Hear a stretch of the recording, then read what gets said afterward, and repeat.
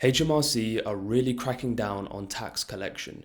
They have just brought in a new power that allows them to dip into your bank account and even your ISAs just to recover unpaid tax. In this video, I'll break down what is exactly changing, how these powers work, what's coming in 2027, and what we could see in the autumn budget this year. If you haven't seen me before, hi, I'm George. I'm a data analyst at a top Fortune 500 company, and also I've been investing for around 5 years now. And I make simple finance videos for anybody to understand. If you do like that type of content, please make sure to subscribe. So what is actually happening?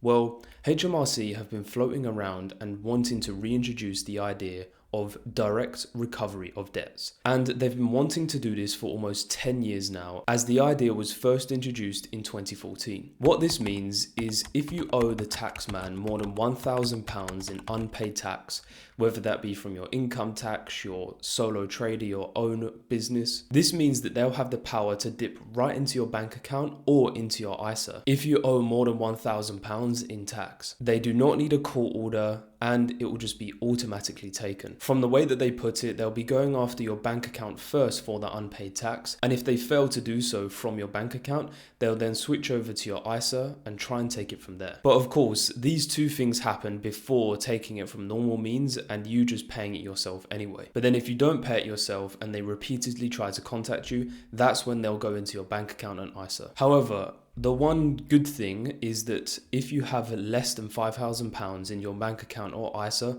they will not take that £1,000 or more that you are owed. And that also means that they have to leave you with £5,000 at minimum, or they will not have the power to take it. Now, just a small example, but if you had £6,000 in your ISA and you owed HMRC £1,000, they will be able to happily take 1,000 of that and leave you with 5,000. But make no mistake, this is a massive shift on how tax is being taken from just regular ordinary people. For the first time ever in history, they will be able to take money directly from your bank account without a court order. Now, of course, there are some pros and cons to this, to automating the tax collection. And for the majority of people who are just on a regular income, owing more than £1,000 to HMRC is not always that likely, as you're probably paying the right amount of tax that just comes straight out of your account anyway. And I believe this would be more directly towards sole traders and people with a company. But what's to say that right now it's just capped at £1,000 that you are HMRC,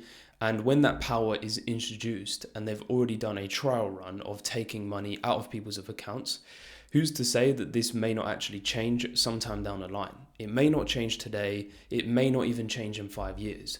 But what about in the year 2035, which is 10 years from now? Will they be able to just dip into your bank account or dip into your ISA whenever they like and take the 50, 100, 200 pounds that you owe to them? And this brings me over to HMRC are cracking down on tax and implementing a lot of technology into their stack. Starting from 2027, the UK government has made it mandatory that your national insurance number be connected to every single account that you own, whether this be bank accounts, ISAs, premium bonds, trading accounts, general invest accounts. No matter what this is, you'll have to connect your national insurance number to all of them. And this means that HMRC will have a clear view of all of your savings and your entire net worth in each one of these bank accounts. The stated goal of HMRC is to improve transparency and to implement more automation. They have already invested £500 million in adding AI across all of their tech stack. And over the next few years, they want to move more towards automated tax collection, which means income, savings, investments, trading, businesses, how much you sell online will all be pre-filled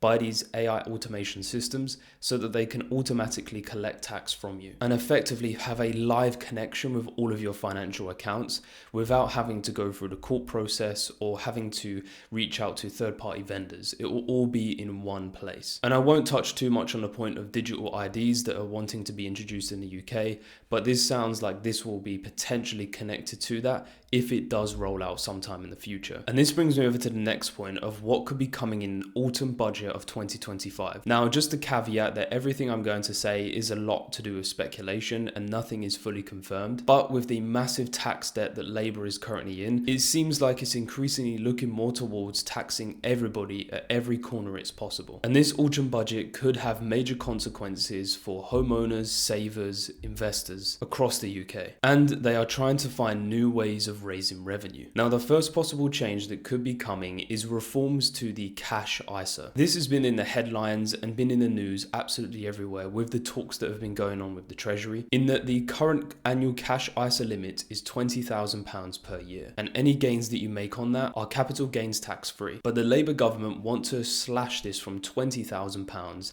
to £10,000, and even in some speculation to £4,000 to be in line with the lifetime ISA. Currently in the UK, there is £729 billion currently inside of ISAs. And of that 729 billion, 100 billion of this is sitting in cash ISAs, with the average cash ISA holding £13,500 per person. And the way that the Treasury see this is that there is £100 billion sitting inside of accounts only potentially making 3 to 4% interest, and that is not circulating in the economy. By lowering this limit, this means that people will not be able to invest that full 20,000 into their cash ISA, and that they may even be forced to withdraw this money when the reform does come in, and therefore onwards they'll only be able to invest £10,000 per year. Now, you might be thinking, well, this isn't an actual direct tax. It's not. It is a stealth tax. It is a very quiet tax. If this change was to come in and people are holding 20, 30, 40,000 pounds in their cash ISA, it means that even if a small percentage of like 10% was to completely cash out of their ISA and not reintroduce or reinvest it into their stocks and shares ISA, that means that they'll just be withdrawing it to their bank account and then therefore spending it out in the economy, rather than saving it, which was the original plan that they wanted to do. And therefore, they'll effectively have £10,000 more that they don't have in their cash ISA, meaning that they'll be spending it out in the economy and paying 20% VAT on it. It's another 20% stealth tax on your money. Not only this, but by lowering it from 20,000 to 10,000, there may be some people who really just want to put more than 10,000 in their cash ISA, and any interest that they do make on that, they are going to be paying capital gains tax to the government. If you don't really use the cash ISA that much, this probably won't affect you too much. But again, I'll say, this is just one reform that is coming to the cash ISA, which is one of the least used ISA types.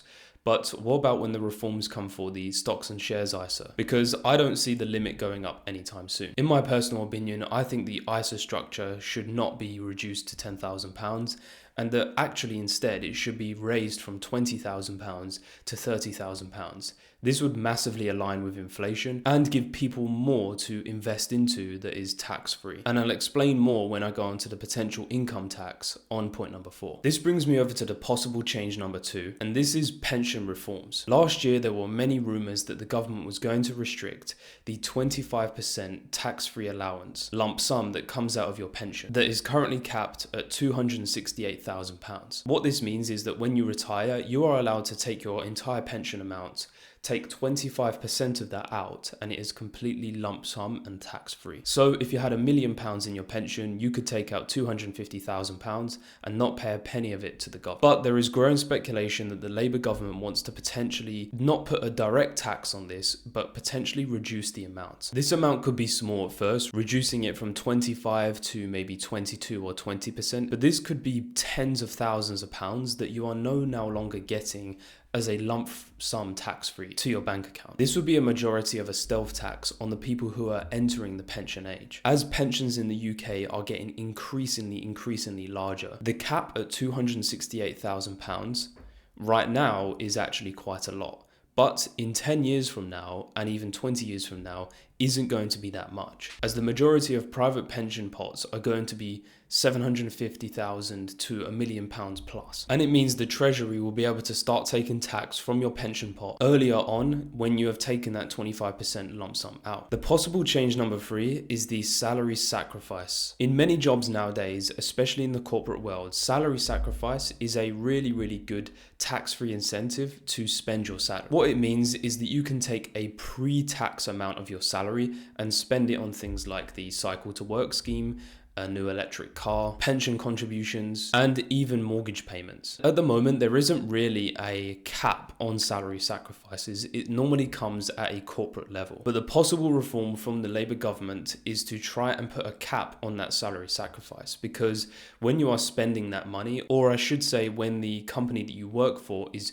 paying for that potential car or bike on your behalf, there is no income tax that is being taken from that first, which is something that they see apparently as a problem. This will really be going after the middle class and high earners who are really maximizing the salary sacrifice within their workplace. And if this happens, it would make company electric car schemes and higher pension contributions worth less overnight. The possible change number 4 is property tax changes. Just like ISAs, property taxes have been in the news all of the time recently, and there are strong signals that a property tax reform is on the table. One proposal reportedly being explored is to replace the stamp duty with an annual tax levy, depending on how much the value of your home is worth. This means that instead of paying stamp duty on a one-time basis when you buy your first home or your second home, you will effectively pay an annual stamp duty for the rest of your life if your house is worth over a certain amount. This is yet another tax that you're going to be paying on an annual basis and is going to hit the middle class and wealthier homeowners in the UK, especially in London and the southeast. And the second idea that is actually a much better one that I think is taking the one-time stamp duty and allowing people to spread this over 12 payments, especially for first-time home buyers that potentially might not be able to afford the stamp duty tax when they first buy a home. This would relieve that initial burden and initial one-time payment and allow you to pay it over 12 months. And the possible change number 5 is income tax changes. While Labour has promised not to raise income tax, national insurance, or VAT, that may not mean that tax is rising in real terms, but it means that there is a secret stealth tax being placed on millions of Brits. The current plan is to freeze income tax thresholds until April 2028. This means that the 20 and 40% tax brackets won't change for another